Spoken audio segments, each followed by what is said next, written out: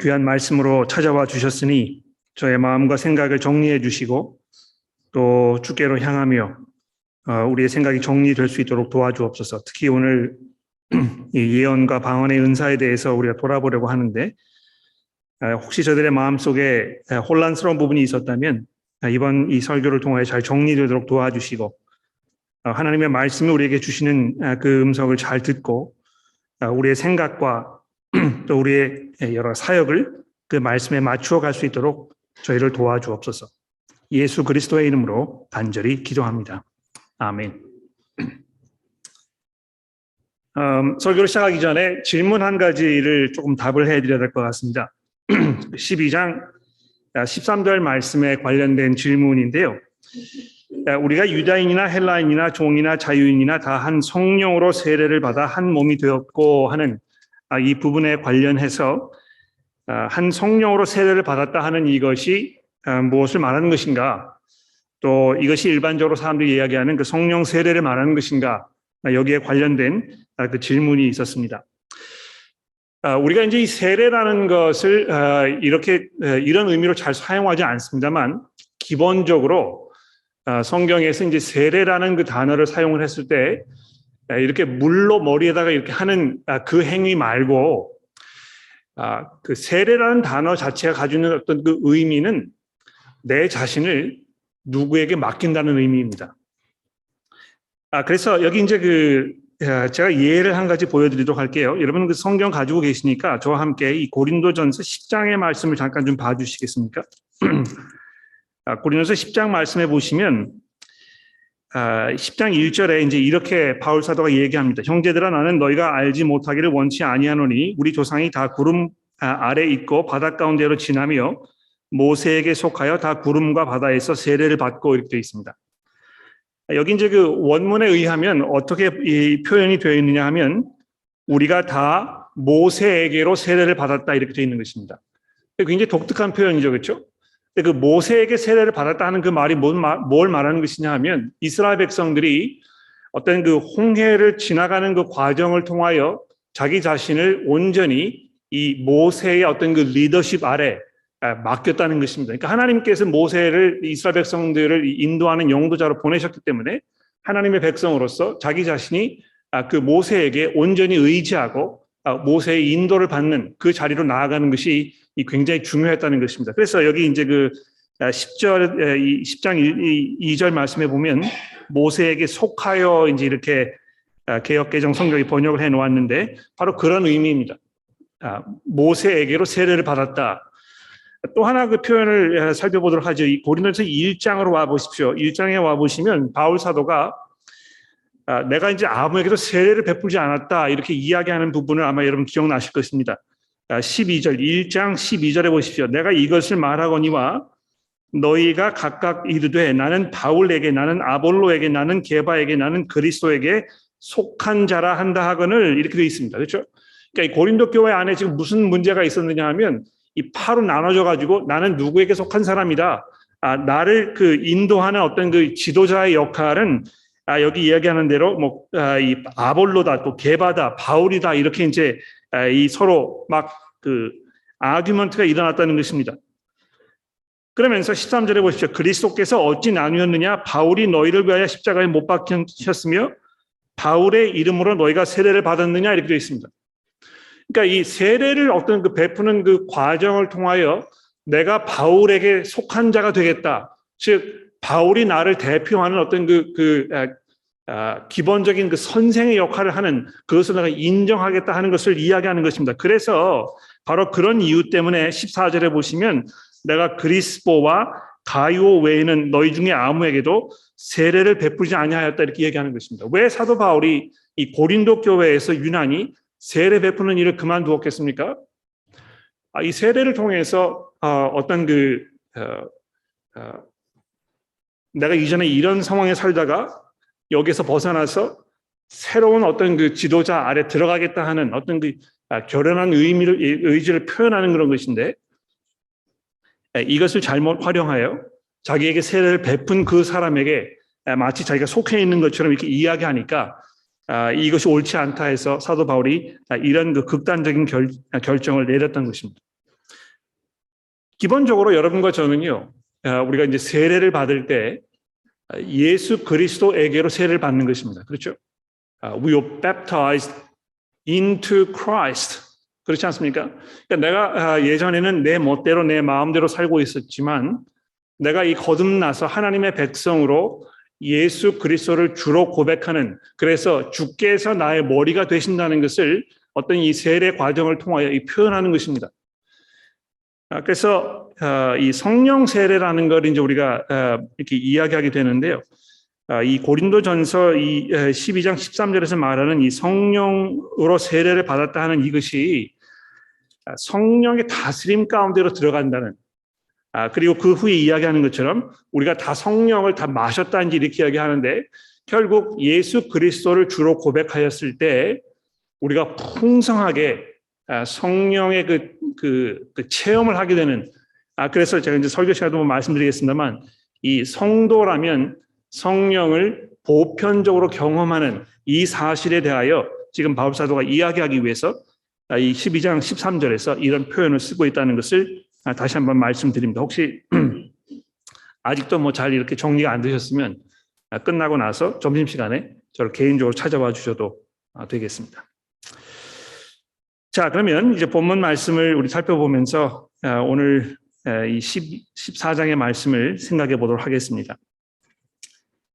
12장부터 바울 사도가 집중적으로 이 영적인 것에 대해서, 영적인 것이 무엇인가, 또 영적인 삶과 깊이 관련되어 있는 이 은사라는 문제를 어떻게 이해할 것인가, 이런 이슈들을 집중적으로 다루고 있는 것을 우리가 이제 살펴보고 있는 중입니다. 특히 이제 이 성령의 어떤 그 성령 체험의 보편성에 대해서 말씀을 드렸는데요. 성령이 아니고는 누구든지 예수를 주로 시인할 수 없느니라 하는 이 12장 3절의 말씀, 또 우리가 유대인이나 헬라인이나 종이나 유다인이나 다 한 성령으로 세례를 받아 한 몸이 되었고 한 성령을 마셨느니라 하는 23절의 말씀과 같은 구절을 보게 되면, 이 성령을 체험하는 것이 일부 특정 그리스도인에게만 국한된 특별한 경험이 아니고 그리스도의 복음 안에 있는 모든 성도들이 공통적으로 경험하는 것이라고 사도 바울이 아주 분명하게 말씀하고 있는 것입니다. 그래서 나도 누구처럼 이 성령을 좀 뜨겁게 체험했으면 좋겠다, 이런 생각을 가지고 계신다면 제가 그 생각을 이제 그만두시라고 이렇게 말씀을 드리지 않을 수 없습니다. 왜 그렇습니까? 예수를 우리의 주님이라고 분명하게 고백할 때 우리는 이미 성령의 강한 그 능력 안에 성령께서 베푸시는 이 풍성하게 흘러넘치는 은혜를 온전히 이미 누리고 살고 있기 때문에 그런 것입니다. 나는 누구처럼 그 뜨거움도 없고 방언도 할 줄 모르고 어떤 영적인 힘도 발휘하지 못하는데 제가 어떻게 감히 성령을 체험했다고 말할 수 있겠습니까? 이렇게 물으신다면 아마 여러분 성령을 체험하고 그 안에 사는 것이 무엇인지에 대한 기대, 또 그 기준, 이것을 성경에 맞추어야 할 어떤 그 재정비를 하는 작업이 필요하다는 것을 제가 말씀드리지 않을 수 없습니다. 예수를 나의 주로 고백하는 것, 그리고 다른 성도들을 사랑과 겸손으로 섬기며 그들의 신앙 성숙을 도모하기 위해서 수고하고 헌신하는 모습 속에서 성령의 일하심을 발견하게 된다고 사도 바울이 아주 분명하게 말씀하고 있는 것입니다. 그래서 바울이 뭐라고 얘기했습니까? 성령께서 이 모든 성도들에게 교회의 공동 이익을 위해서 사용하는 그 은사를 주셨다고 12절에서 말씀하지 않았습니까? 성도는 누구나 다 예외 없이 그리스도의 몸의 일부분이며 또 모두가 그 몸으로서 몸의 역할을 감당하기 위해서 요긴하게 사용되는 이 중요한 지체라고 말씀한 것입니다. 이 지체를 떠나서는 지체가 몸을 떠나서는 독립적으로 존재할 수 없는 것과 같이 이 그리스도 안에 있는 성도는 누구든지 이 교회라는 공동체의 일부로 다른 성도들과 함께 공존하는 관계 속에 있어야 한다는 것입니다. 그 속에서 도움을 주고 도움을 받는 이런 유기적인 관계 속에 있어야 하는 것입니다. 물론 여러분 그 교회를 통해서 상처를 입기도 하고 또 마음에 실망이 되는, 그래서 마음에 큰 짐이 되어가지고 교회 가는 것이 짐이 되고 또 이게 부담스럽게 느껴지는 경우도 있는 게 사실입니다만, 사실 그러한 이유로 교회는 사랑을 실천하고 훈련하는 매우 중요한 어떤 그 실전 경험의 장소가 되는 것입니다. 그러니까 내가 사랑하기 어려운 사람을 만나지 않으면서 그 사람과 관계를 맺지 않으면서 내가 사랑을 키워날 수 있겠습니까? 그렇지 않은 것입니다. 그렇죠? 그래서 오히려 교회에서 자꾸 이렇게 부딪히는 사람이 있을 때, 나와 의견이 맞지 않는 사람이 있을 때, 내가 이렇게 좋은 관계를 맺기 어려운 상황 속에 있을 때, 거기서 회피하지 말고, 거기서 좀 더 적극적으로 내가 사랑을 실천하고 훈련하는 이런 것이 필요하다는 것입니다. 그러니까 마음에 좀 상처를 입으면 안 만나잖아요. 그렇죠? 교회를 안 나가려고 하고, 교회를 나가도 그 사람과 멀리 떨어지려고 하고, 얼굴을 보지 않으려고 하고, 이렇게 하는데요. 별로 그것이 성령 안에 사는 삶은 아닌 것 같아요.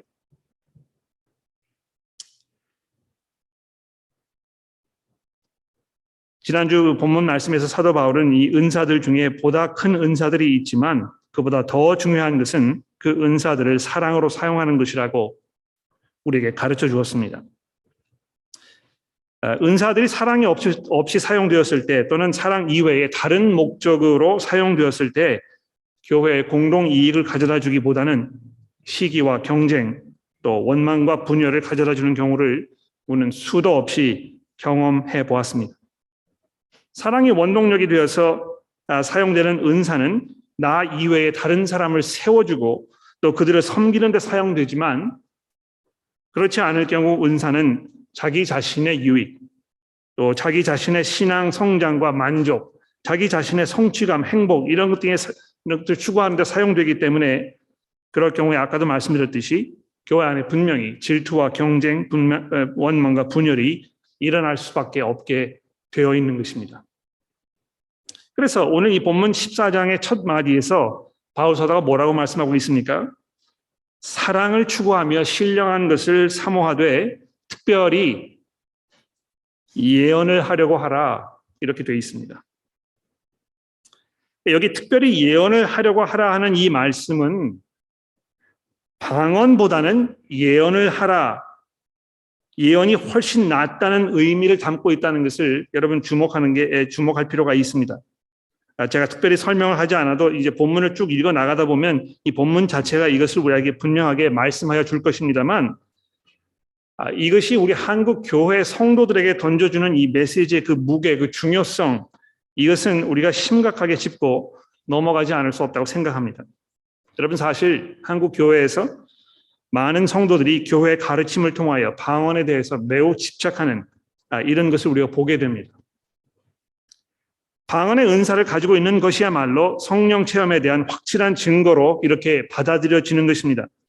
이 철야 통성 기도 시간에 주변에서 방언으로 기도하시는 분들을 보게 되면 이거 도대체 나는 왜 무엇이 부족해서 왜 하나님께서는 내게 방언의 은사를 허락하지 않으시는가 원망 내지는 안타까움 또는 간절한 염원으로 애를 태우시는 분들을 종종 만나보게 됩니다.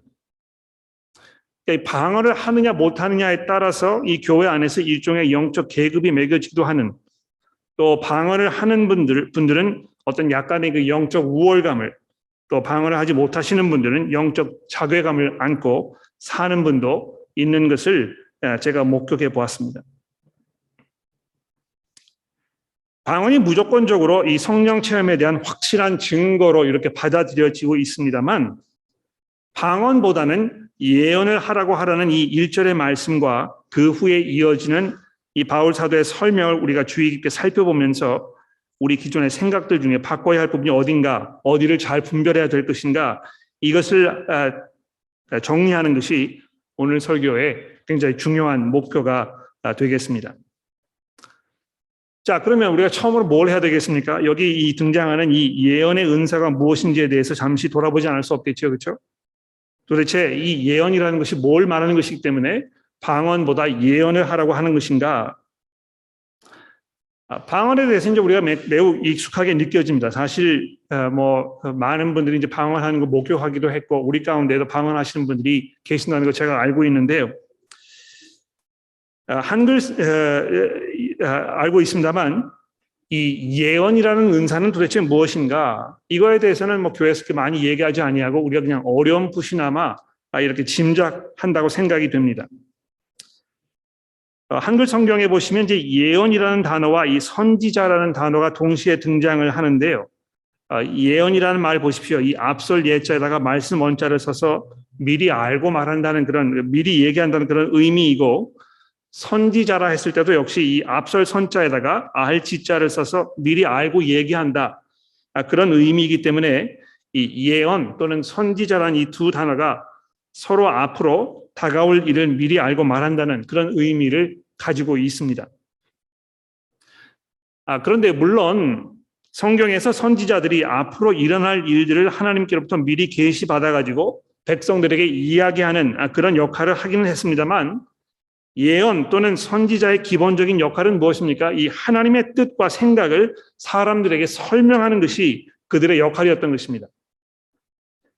그것이 미래에 관한 예견일 수도 있겠습니다만 어떤 경우에는 하나님께서 왜 그런 일들이 또 이런 상황들이 벌어지게 하셨는지 그 상황 속에서 하나님의 백성들이 어떻게 해야 하는지에 대한 이 설명이 이 예언의 말씀, 선지자들이 해야 할 기본적인 역할이었던 것입니다. 그러니까 과거에 왜 이런 일이 일어났는지, 왜 이들이 애굽에 쫓겨가서 거기에서 포로 생활을 했었어야 하는 것인지, 또 왜 이 바벨론이 이스라엘을 쳐들어와 가지고 멸망을 당할 수밖에 없는 상황이 벌어지게 된 것인지 이런 것들을 선지자들이 계속 이야기하잖아요. 설명하지 않습니까? 그래서 회개를 독촉하고 또 그렇게 하지 않았을 때에 어떤 결과가 있을지에 대해서 미리 경고하고 이런 하나님의 뜻과 또 하나님의 그 계획을 해석하고 설명하는 그 역할을 맡았다는 것입니다. 이 교회에서 성도 여러분들이 이제 이 예언이라는 것을 생각을 하셨을 때 마치 무당을 찾아가서 점괘를 보고 어떻게 하면 불행을 막을 수 있을까에 대한 어떤 묘책을 계시받는 것쯤으로 착각하시는 분들이 종종 계십니다만 오늘 본문 3절에서 이 예언의 은사에 대하여 뭐라고 말씀하고 있는지 잘 보십시오. 3절에 보십시오. 그러나 예언하는 자는 사람에게 말하여 덕을 세우며 권면하며 위로하는 것이요. 또 4절의 마지막 부분에 보십시오. 예언하는 자는 교회에 덕을 세우나니 이렇게 되어 있습니다. 여기 덕을 세운다 이렇게 말을 했을 때 그 의미가 약간 모호하게 들릴 수 있을지 모르겠습니다만 덕을 세운다는 말의 기본적인 이 의미는 집을 짓는다는 말입니다. 그렇죠? 기초를 단단하게 다지고 기둥을 세워서 견고하게 집을 짓듯이 믿음이 성장하고 다져지며 견고하게 그래서 이 성숙한 그리스도인으로 자라가도록 돕는 즉 주변의 성도들의 믿음을 세워주는 일을 말하는 것입니다. 그러니까 이 예언하는 사람의 기본적인 그 역할, 이 예언의 기본적인 어떤 그 목적 이것이 믿음 성장에 있다는 것입니다. 또 고린도전서 11장 4절과 5절에 보시면 이 예언하는 그 일이 남자나 여자나 모두 할 수 있는 사역이며 또 공동 기도와 같이 여러 사람들 앞에서 하는 일이라고 사도 바울이 이렇게 얘기하고 있습니다. 4절에 보십시오. 11장 4절에 보십시오. 무릇 남자로서 머리에 못을 쓰고 기도나 예언을 하는 그 자는 그 머리를 욕되게 하는 것이요. 무릇 여자로서 머리에 쓴 것을 벗고 기도나 예언을 하는 자는 그 머리를 욕되게 하는 것이니 이는 머리를 민 것과 다름이 없느니라. 그러니까 마치 공동기도를 하기 위해서 교우 한 분이 앞에 나오셔가지고 기도하는 것처럼 마치 초대교회에서도 이 예언이라는 것이 그런 비슷한 류의 사역이었던 것을 우리가 짐작해 볼 수 있습니다. 그러니까 이런 것들 종합을 해보면 우리가 어떤 결론을 내릴 수 있겠습니까? 이 예언의 은사는 일종의 간증사역 같은 또는 세워지기 그룹에서 성경 말씀을 가지고 서로의 생각을 얘기하고 의견을 나누는 또는 교회가 끝나고 밖에 나아가서 교제의 시간을 가질 때에 서로의 신앙에 도움이 되려고 나누는 대화들 이런 모든 것들을 아마 포함하고 있다고 우리가 이렇게 잠정적 결론을 내릴 수가 있을 것 같습니다. 여러분 골로새서에 보십시오. 골로새서 사도 바울이 그리스도의 말씀이 너희 가운데 풍성하게 거하여 모든 시와 신령과 찬송으로 너희가 서로 화답하라 이렇게 이야기했는데 그 말씀이 풍성한 그래서 이 하나님의 말씀을 우리가 생각하고 거기에 대한 나의 견해에 대해서 돌아보고 그것을 사람들에게 얘기하고 이것이 과연 듣는 사람에게 도움이 될 것인가에 대해서 서로 한번 이걸 따져보고 또 이것이 옳은지 그른지 우리가 어떤 면에서 생각을 바꿔야 될 것인지에 대해서 의견을 교환하는 이런 모든 그 행위들 이것이 아마 사도 바울이 지금 여기서 이야기하고 있는 이 예언의 은사가 아닌가 이렇게 생각을 하는 것입니다. 그러니까 이런 걸 염두에 두었을 때 왜 바울 사도가 특별히 예언을 하려고 이렇게 하라 말씀하였는지 좀 이해가 되기 시작하는 것 같아요. 그것이 교회 전체를 위해서 유익한 일이기 때문에 그렇다는 것입니다. 우리 성도들에게는요, 다른 사람의 신앙 상태에 관심을 갖고 염려하고 기도하며 그들에게 도움이 되고자 하는 어떤 그 DNA가 우리 가운데 있습니다. 그래서 그들을 돕기 위해서 사랑하는 마음으로, 사랑을 추구하는 마음으로 신령한 것들을 사모하되 영적 은사들을 갖기를 간절히 원하게 되는 그런 상태로 나아가라고 지금 사도 바울이 우리를 격려하고 있는 것입니다. 그러니까 여러분, 이 형제 자매의 신앙 성숙에 도움이 되고자 하는 그 마음을 갖는 것이야말로 우리 모든 성도가 가져야 할 그런 마음 아니겠습니까? 그런 마음이야말로 가장 귀한 사랑의 표현인 것입니다. 물론 물질적으로 형제 자매의 형편을 돌아보고 또 그들을 돕는 그 일이 참 귀하고 중요한 일입니다. 경제적으로 어려운 상황 속에 처해 있을 때, 또 건강상의 문제가 있을 때에, 기타 삶의 여러 가지 형편에 처했을 때에 그냥 지나가지 아니하고 시간과 재물을 가지고 그들을 돌보는 일은 정말 귀하고 아름다운 그런 일임에 분명합니다. 그런데 우리 성도들은요, 거기에서 한 걸음 더 나아가야 합니다. 물질적인 도움 그 자체로는 상대방의 신앙을 잘하도록 이렇게 하지 않기 때문입니다. 믿음은 하나님의 말씀을 들음으로, 들은 그 말씀으로 인해서 마음의 회개가 일어나며 그 말씀을 믿고 순종함으로 자라는 게 아니겠습니까? 그러므로 우리가 성도들을 사랑하고 그들의 믿음을 독려할 때에는 어떻게 해야 되겠습니까? 하나님의 말씀을 나누는 것입니다. 그 말씀으로 격려하는 것입니다. 그 말씀이 내게 어떤 영향을 주었는지에 대해서 내가 간증으로 고백하고 또 그것을 사람에게 권하고 또 하나님의 말씀이 그 사람의 삶 속에 어떻게 작용하였는지 내가 들어보고 이것이 내 삶 속에 어떤 의미가 있는지에 대해서 우리가 확인해보는 작업을 꾸준히 반복적으로 해나가는 이것이 곧 예언사역의 중요한 일부분이 아닌가 이렇게 생각이 되는 것입니다.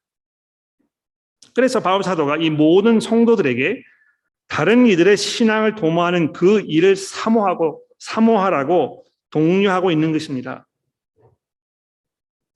그런데 재미있는 사실은요, 그렇게 하였을 때 비로소 내 신앙도 자란다는 것입니다. 야, 이거 어떻게 하면 내 믿음이 자라고 성숙해지며 더욱 경건한 모습으로 살아갈 수 있을까? 이렇게 고민하고 계시는 분들이 계시다면 이 말씀을 잘 들어보십시오. 믿음은 가만히 앉아서 믿음이여 자라라, 믿음이여 자라라 이렇게 말한다고 해서 자라는 것이 아니고요. 다른 사람을 말씀으로 섬기는 가운데 자라는 것입니다. 바로 그런 이유 때문에 여기서 사도 바울은 방언보다 예언을 하려고 하라고 우리에게 말씀해 주고 있습니다. 자, 그리고 나서 이제 이 본문 말씀 나머지 부분에서 왜 이 예언이라는 것이 특히 방언에 비해서 더 좋은 은사인가를 우리에게 몇 가지 중요한 그 예를 들어가면서 설명을 하고 있는데요. 여러분 그 2절 말씀을 보십시오. 방언을 말하는 자는 사람에게 하지 아니하고 하나님께 하나니. 그러니까 이 어떤 면에서 이 방언의 어떤 그 중요성에 대해서 얘기하고 있는 것입니다. 방언을 하지 말라고 이야기하거나 방언이 도움이 되지 않는다고 얘기하거나 방언이 필요하지 않다고 이야기하는 것이 아니고 분명히 방언이 중요하다고 얘기하고 있습니다. 방언을 함으로 인하여 하나님께 말씀을 할 수 있다고 이야기하고 있는 것입니다. 자, 그런데 거기에 비추어서 또 동시에 뭘 얘기하고 있느냐 하면 이걸 사람에게 하는 것이 아니다. 즉 옆에 있는 사람에게는 방언이라는 것이 아무런 도움이 되지 않는다고 이야기하는 것입니다. 왜 그렇습니까? 알아듣는 사람이 없기 때문에, 영으로 비밀을 말하기 때문에 그런 것이라 이렇게 표현이 되어 있습니다. 아마 하나님께 이제 그 기도하는 걸 말하는 것 같아요. 이 방언이라고 했을 때 기본적으로 하나님께 이 기도하는 행위를 말하는 것이라고 우리가 이해할 수 있을 것 같아요. 근데 중요한 것은 이 사람이 지금 뭘 기도하는지에 대해서 옆에 있는 사람은 알 길이 없다는 것입니다. 심지어는 그 방언으로 기도하는 사람조차도 내가 지금 하나님께 뭘 기도하는지에 대해서 알지를 못한다는 것입니다. 그러나 거기에 비해서 3절에 보십시오. 예언하는 자는 뭐라고 되어 있습니까? 사람에게 말하여 덕을 세우며 권면하며 위로하는 것이요. 이렇게 되어 있죠. 그러니까 이 방언과 예언을 비교해 놓고 보았을 때 두 가지가 다 중요한 성령의 은사입니다만 각각 서로 다른 어떤 역할, 결과를 가져올 수 있다는 것입니다. 그렇죠?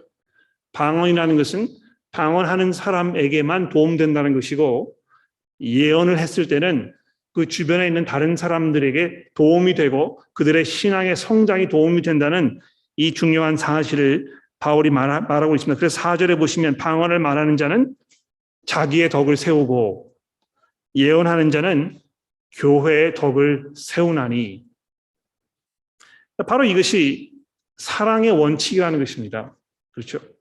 내가 지금 정말 성도들을 사랑하고 예수 그리스도의 마음으로 닮아가면서 정말 점점 더 남을 위하여 나를 희생하기 원하는 마음이 생긴다면 내 자신을 돌아보는 일을 우선적으로 생각하기보다는 내가 지금 다른 사람에게 어떤 도움을 줄 것인가, 내가 어떤 도움이 되고 있는가, 이것을 먼저 생각하는 것이 더 영적인 그런 삶의 모습이라는 것입니다. 이 사랑을 실천하는 일이 이 교회 안에서 어떻게 표현되어야 되겠습니까? 내가 이에 방언을 할 수 있지만 이것이 내 주변에 있는 사람들에게 아무런 도움이 되지 않는다면 나는 그러면 이거 사용하지 않겠다. 내가 혼자 있을 때 그냥 혼자 있을 때 하면 되는 것이다. 이렇게 하는 것이 이 사랑을 표현하는 방법이라는 것입니다. 이 굉장히 중요한 어떤 그 신앙의 원칙인 것 같아요. 이렇게 교회에 이제 이렇게 와서 분위기가 이제 이렇게 무르익고 특히 이제 찬송 같은 거를 우리가 부를 때 찬양을 드릴 때 분위기가 무르익고 나면 거기에 이제 압도되고 내 마음에 막 열정이 일어나고 이렇게 해서 주변에 있는 다른 사람들의 상황이나 형편 이런 거는 별로 돌아보지 아니하고 나의 어떤 그 끌어오르는 이 열정 이것을 그저 하나님 앞에 표현하려고 하는 이런 그 모습을 이제 우리 종종 보게 됩니다. 그러니까 그거 뭐 잘못되겠느냐, 잘못된 것이겠느냐 이제 이렇게 우리가 이야기할 수 있겠지만 여기 중요한 사랑의 원칙을 한번 생각해 보십시오. 교회에 왔을 때 왜 교회에 온 것입니까? 우리가 한 몸이라는 것을 표현하기 위해서 이걸 확인하기 위해서 온 것 아닙니까? 그러므로 교회에 왔을 때에 내 주변에 있는 다른 사람들에게 내가 지금 어떤 영향을 미치고 있는가, 내가 그들에게 어떤 도움이 되고 있는가, 이거를 생각하지 않을 수 없다는 것입니다. 그러니까 무조건 그저 자기의 어떤 그 필요, 자기의 욕구 또는 느끼고 있는 이 상태 여기에 압도되어서 그저 내 것을 내가 표현하고 내 만족을 내가 누려야겠다 생각하는 것은 별로 그렇게 영적인 삶의 모습이 아니라는 것입니다. 더 나아가서 이 5절부터 13절의 말씀을 보십시오. 제가 이제 그 주보 B번에다가 이해가 믿음에 주는 유익이라 이제 이렇게 적어드렸는데요. 제가 한번 읽어보도록 하겠습니다. 5절 말씀부터 보십시오. 나는 너희가 다 방언 말하기를 원하나 특별히 예언하기를 원하노라. 이거 오해하지 마십시오. 사도 바울이 방언하는 것이 잘못이라고 이야기하고 있지 않습니다. 여러분들이 방언하기를 원합니다. 그러나 특별히 그것보다 더 내가 원하는 것은 여러분이 예언하는 것입니다.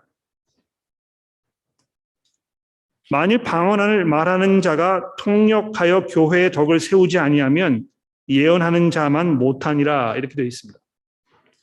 여기 그 방언하는 것은 좋은데요. 그거를 통역하는 사람이 있을 때만 교회에서 방언하라는 것입니다. 왜 그렇습니까? 그렇게 해야 다른 사람이 이해할 수 있기 때문에 그렇다는 것입니다. 그런즉 형제들아 내가 너희에게 나가서 방언으로 말하고 계시나 지식이나 예언이나 가르치는 것으로 말하지 아니하면 너희에게 무엇이 유익하리요? 여러분 여기 지금 이렇게 교회 오서 앉아 계시는데요. 제가 뭐 중국어로 또 뭐 다른 언어로 갑자기 이 어떤 그 방언의 은사를 받아가지고 막 갑자기 그런 이야기로 얘기한다고 생각해 보세요. 거기 앉아 계신 여러분들께서는 야, 참 신기하다 이렇게 생각하실 수 있겠습니다만 여러분의 믿음에 아무런 도움이 되지 않는 것입니다. 그렇죠? 알아들을 수가 없기 때문에 지금 이 사람이 뭐 하나님을 찬송하는 이야기를 하고 있는 것인지 하나님을 저주하는 이야기를 하고 있는 것인지 분간할 수가 없지 않습니까? 여러분 그 사도행전 1장에 보시면 2장에 보시면 놀라운 사건이 벌어졌잖아요. 예. 이 예루살렘에 온 세상 각처에 살던 사람들이 거기에 다 몰려왔었는데 그 사람들이 모여있는 그 자리에서 베드로가 설교를 한 것입니다. 근데 그들의 그 기록을 보게 되면 거기에 모여있던 여러 나라의 사람들이 베드로가 하는 그 설교를 다 각자 자기의 언어로 알아들었더라 이렇게 되어 있습니다. 그러니까 지금 누가 방언의 은사를 받은 것입니까? 예? 베드로가 방언의 은사를 받은 것입니까? 듣는 사람들이 방언의 은사를 받은 거예요. 지금 베드로는 분명히 뭐 헬라어로 얘기를 했든지 아니면 뭐 이 히브리어로 얘기를 했든지 어떤 특별한 한 가지 언어로 이야기를 했었을 것입니다. 그런데 그 언어를 미국 사람들은 자기 미국어로, 일본 사람들은 일본어로, 중국 사람들은 중국어로 그 자리에서 다 이해할 수 있었다는 것입니다. 중요한 것은 지금 앞에서 무슨 이야기를 하고 있는지에 대해서 모든 사람이 이해하고 거기에 공감이 되는, 그래서 유익이 있는 이 상황을 지금 바울이 얘기하고 있는 것입니다. 그래서 7절에 보십시오. 필이나 검은 거나 생명이 없는 것이 소리를 낼 때에 그 음의 분별을 나타내지 아니하면 필이 부는 것인지 검은 것 하는 것인지 어찌 알게 되리요. 또 분간이 되지 않는다는 것이죠. 만일 나팔이 분명한 소리를 내지 못하면 누가 전투를 준비하리요. 이와 같이 너희도 혀로서 알아듣기 쉬운 말을 하지 아니하면 그 말하는 것을 어찌 알리요. 여기 계속 바울이 강조해서 이야기하는 것이 무엇입니까? 알아듣는 것이 중요하다는 것입니다. 이 세상에 소리의 종류가 많으나 뜻없는 소리가 없나니 그러므로 내가 그 소리의 뜻을 알지 못하면 내가 말하는 자에게 왜곡인이 되고 말하는 자도 내게 왜곡인이 되니 그러므로 너희도 영적인 것을 사모하는 자인즉 교회의 덕을 세우기 위하여 그것을 풍성하기를 구하라. 그러므로 방언을 말하는 자는 통역하기를 기도할지니. 교회에서 방언하는 거 좋단 말입니다. 그런데 통역하는 사람이 없으면 하지 말라는 것입니다. 아무런 도움되지 않기 때문에 그렇다는 것입니다. 물론 그렇게 방언을 하는 사람에게는 그게 도움될지 모르겠습니다만 자기의 도움을 위해서 교회에 온 것이라면 교회에 와 있는 그 목적을 잘 이해하지 못하고 이것이 별로 사랑스러운 일이 아니라는 것을 사도 바울이 지적하고 있다는 것입니다. 그러니까 여기서 중요한 원칙이 있죠. 그렇죠? 이 믿음이 자라기 위해서는 이해가 중요하다는 것입니다. 그렇죠? 그러니까 제가 이걸 이제 곰곰이 몇 가지 생각을 해봤어요. 여러분 그 교회에서 이제 주일학교를 이렇게 할 때 한국 교회가 이제 이민 교회이기 때문에 우리 교회에서는 주일학교를 한국어로 이렇게 꼭 진행합니다. 이제 이거를 굉장히 자랑스럽게 이야기하시는 분 종종 만나게 됩니다. 그러니까 이게 어떤 그 애국심 때문에 어떤 그 민족성을 우리가 유지하기 위해서 이제 그 강조를 하는 것인데요.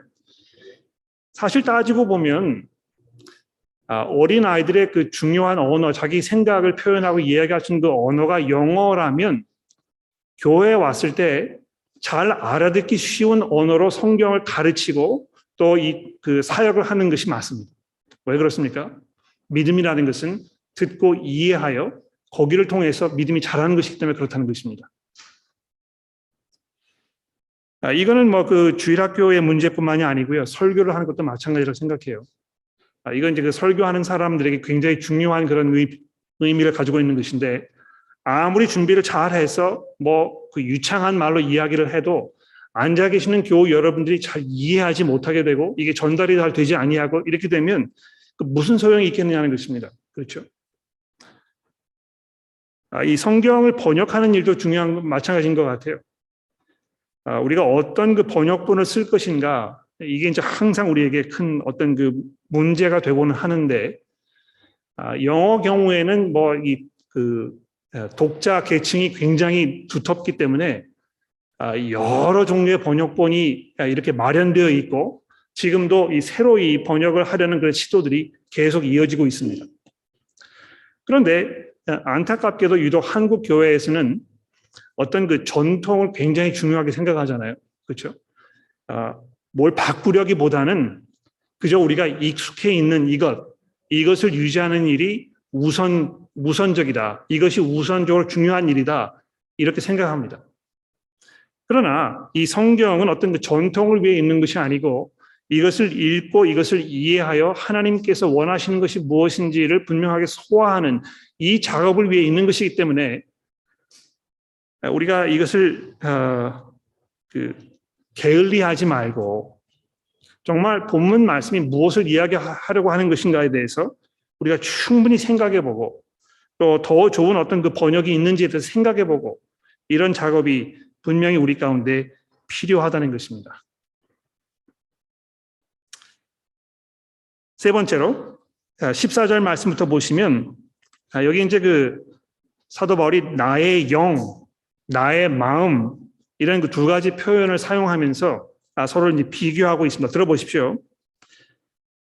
내가 만일 방언으로 기도하면 나의 영이 기도하거니와 이 성령을 말하는 것이 아니고 바울의 어떤 그 영 이걸 얘기하는 것입니다. 나의 영이 기도하거니와 나의 마음은 열매를 맺지 못하리라. 여기 이제 마음이라는 이것은 어떤 이 마음이라는 한국 단어가 여러 가지 뉘앙스를 담을 수 있다고 생각해요. 어떤 그 느낌, 감정을 이야기하는 것일 수도 있고, 오히려 어떤 그 생각, 그렇죠? 어떤 그 사고력, 이런 거를 말하는 경우도 있습니다. 그러니까 그 사람의 마음을 내가 모르겠다 이렇게 이야기했을 때, 지금 그 사람이 무슨 생각을 품고 있는지 내가 잘 모르겠다는 말입니다. 그렇죠? 근데 내 마음이 너무 이렇게 푸근해지고 또 마음이 너그러워졌다 이야기했을 때는 어떤 감정을 얘기하는 것입니다.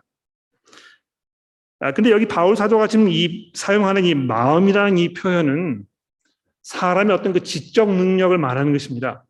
그러니까 내가 영으로 기도할 수 있지만 영으로만 기도할 수도 있지만 아마 그 방언을 얘기하는 것 같아요. 그러니까 방언을 얘기하면 어떤 그 지적인 능력이 거기 담겨 있는 것이 아니고 그저 영적으로 이렇게 이야기하는 것이지만 사도 바울이 이야기하는 것은 영으로 덧붙여서 이 지적인 능력을 사용하여 기도하는 것이 더 좋다는 것입니다.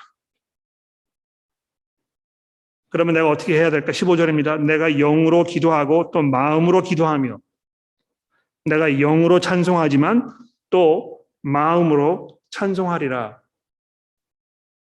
그렇지 아니하면 내가 영으로 축복할 때 알지 못하는 처지에 있는 자가 내가 무슨 말을 하는지 알지 못하고 내 감사에 어찌 아멘 아멘 하리요. 여기도 보시면 이 알아듣는 그 일, 어떤 그 지적 능력을 통하여 하나님께 나아가는 이 작업이 굉장히 중요하다는 것을 지금 말씀하고 있는 것입니다. 여러분 제가 이제 어느 교회를 방문했었을 때에 그 교회 특별 어떤 그 순서로 그 교회를 출석하시는 그 굉장히 유명한 피아니스트 한 분이 계셨어요. 근데 그분이 그 주일 모임 시간에 피아노 독주회 같은 그런 시간을 이렇게 가졌던 것입니다. 그러니까 뭐 그분이 그 연주했던 그 곡이 찬송가였는지 뭐였는지 잘 생각이 나지 않는데요. 뭐 그 음악적인 면에서는 정말 귀가 황홀할 정도로 훌륭한 그런 그 음악을 이렇게 했었습니다만 결국에는 그것이 무슨 소용이 있겠느냐는 것입니다. 그렇죠? 여러분이 앉아서 그 음악을 들으면서 야, 참 음악이 좋다. 이 분위기가 참 영적이다. 뭐 이런 생각을 하실 수는 있을지 모르겠습니다만 어떤 그 자기 그 지적 능력, 또 나의 필요와 또 내 상황과 또 하나님께서 하나님 되심, 하나님의 그 은혜에 대하여 그 음악이 내게 가르쳐 주는 것이 아무것도 없다는 것입니다. 여러분 중세 시대를 보시면 교회를 질 때에 교회를 굉장히 이렇게 엄숙한 곳으로 이렇게 짓지 않았습니까? 교회 이제 조명을 아주 밝게 해가지고 교회 들어오면 이제 눈이 막 번쩍 떠지는 그런 상황에 있는데요. 예전에 지었던 교회를 들어가 보시면 굉장히 어둡잖아요. 잘 앞이 분간이 안 되는 것입니다. 그런데다가 뒤에다 스테인글라스까지 이렇게 달아놓으면 마치 거기에 어떤 그 특별한 영적인 무엇인가가 있는 것처럼 그런 느낌이 오게 되어 있습니다. 거기에다가 또 건물을 이렇게 지어 놔가지고 소리의 울림이 아주 훌륭하게 되는 그런 곳에 가게 되면 마치 이것은 아주 특별한 장소인 것처럼 이렇게 이해되지 않습니까? 그래서 어떤 그 언어 이외에 다른 방법으로, 인위적인 방법으로 분위기를 만들고 그것으로 인해서 어떤 사람의 감정을 이렇게 움직이려고 하거나 이런 모든 시도들이 결국에는 별로 그렇게 현명한 도움되는 성경적인 방법이 아니라는 것입니다. 내가 영으로 기도할 수 있지만 내가 마음으로 기도할 것이다. 여러분 기도하실 때 그냥 뭐 아무런 생각 없이 그저 머릿속에 막 터져 나오는 대로 그냥 막 이렇게 내뱉지 마시고 내가 지금 필요한 것이 무엇인가? 내가 이것을 위해서 어떻게 기도할 것인가? 또 하나님께서 이 문제에 대하여 성경을 통해서 내게 뭘 말씀하셨는가? 이거를 잘 생각해 보고 그거를 근거로 하여 잘 정돈된 생각을 글로 담아서 그것으로 하나님께 기도하는 것 굉장히 좋은 일이라는 것입니다. 그러니까 이 종종 교회에서 이제 우리 공동기도 시간을 이렇게 가질 때 어떤 분들은 이제 그런 염려를 표현해서 이게 너무 계산적이 아닌가, 즉흥적인 면이 없고 이게 너무 이렇게 뭐 기계적이고 감정이 표현되어 들어가지 있지 아니하고 이렇게 해서 이게 정말 진실된 기도라고 얘기할 수 있겠는가, 뭐 이런 염려를 표현하시는 분들이 분명히 계시는데요. 사도 바울이 여기서 얘기하는 것이 무엇입니까? 내가 마음으로 기도할 것이다. 물론 영으로 기도할 것이지만 내가 마음으로 기도할 것이다. 잘 생각해서 생각을 잘 정돈하고 정리하여 하나님의 말씀에 근거해서 내가 하나님께 기도로 나아갈 것이다. 이렇게 말씀하고 있다는 것입니다. 그래서 보십시오. 18절에 보십시오. 내가 너희보다 모든 사람보다 방언을 더 말함으로 하나님께 감사하노라. 그러나 교회에서 내가 남을 가르치기 위하여 깨달은 마음으로 5마디 말을 하는 것이 1만 마디 방언으로 말하는 것보다 나으니라. 굉장히 중요한 결론인 것 같아요. 그렇죠? 그러니까 여러분 혹시 통성 기도를 하시려 하는 그 자리에 가시게 되면 그 자리에서 자기도 모르게 방언이 터져 나오면 어떻게 하셔야 되겠습니까? 그만두셔야 하는 것입니다. 그렇죠? 왜냐하면 아무에게 도움되지 않기 때문에. 근데 혹시 여러분 뭐 방언을 하시는데 이게 내가 절제하고 통제할 수 있는 일이 아니다. 내 의지와는 상관없이 이게 막 터져 나오고 내 의지와는 상관없이 이게 멈춰지지 않고 이렇게 생각이 되신다면 저는 좀 의심스러워요. 그것이 정말 성령께서 주시는 방언의 은사인지. 왜 그렇습니까? 성령께서 원하시는 것은 교회에 도움이 되는 것입니다. 그런데 방언을 하는 사람이 상황을 따져보았을 때 이것이 별로 교회에 도움되는 상황이 아니라고 느껴졌을 때 그것을 멈출 마음이 있다면 성령께서는 분명히 그것을 멈추도록 하시게 할 것입니다. 그러나 그렇지 아니하고 내 의지와는 관계없이 내 상황과는 관계없이 그저 마음대로 멋대로 이것이 막 터져 나온다고 하면 아마 그것은 성령께서 원하시는 것이 아닌 것이 분명하지 않을까 이렇게 생각하는 것입니다. 그래서 결론적으로 20절 말씀해 보십시오. 형제들아 지혜에는 아이가 되지 말고 악에는 어린아이가 되라. 지혜에는 장성한 사람이 되라. 여기 이제 그 지혜라는 말이 있는데 이것도 역시 사고력을 말하는 것입니다. 생각하고 판단하고 그리고 옳고 그른 것이 무엇인지를 가려내는 그 일, 거기에 있어서는 성숙해져라. 어린아이처럼 계속 이렇게 굴지 말고 어떤 자기의 유익만을 구하려고 하지 말고 보다 성숙하여 내가 과연 다른 사람들에게 얼마만큼의 도움을 주고 있는지를 잘 한번 생각해 보라고 사도 바울이 이렇게 결론을 내리고 있습니다. 기도하겠습니다. 하나님 아버지, 저희 가운데 성령을 통하여 하나님을 주로 고백하며 하나님의 은혜 가운데 살게 하시고 예수 그리스도께서 우리에게 주신 이 구원의 은혜를 우리가 믿음으로 고백하게 하시니 하나님 감사합니다. 하나님, 제가 간절히 기도하는 것은 저희들 가운데 더 깊은 이해와 더 깊은 믿음으로 나아가는 성도들이 날마다 늘어가게 하시고 또 그 열매를 보기 위하여 우리가 서로 협력하며 수고하며 애쓰며 서로를 세워주는 일에 게을리지 않도록 저희를 도와주옵소서. 서로를 향한 우리의 깊은 사랑이 서로의 영적인 상태를 염려하고 위해서 기도하는, 격려하는 모습으로 드러나게 하시고 또 그런 모습을 주위의 분들이 와서 보셨을 때 그들의 마음 가운데에도 복음으로 돌아서야 되겠다는 놀라운 일들이 벌어지는 그런 귀한 은혜가 우리 가운데 있도록 도와주시기를 예수 그리스도의 이름으로 간절히 기도합니다.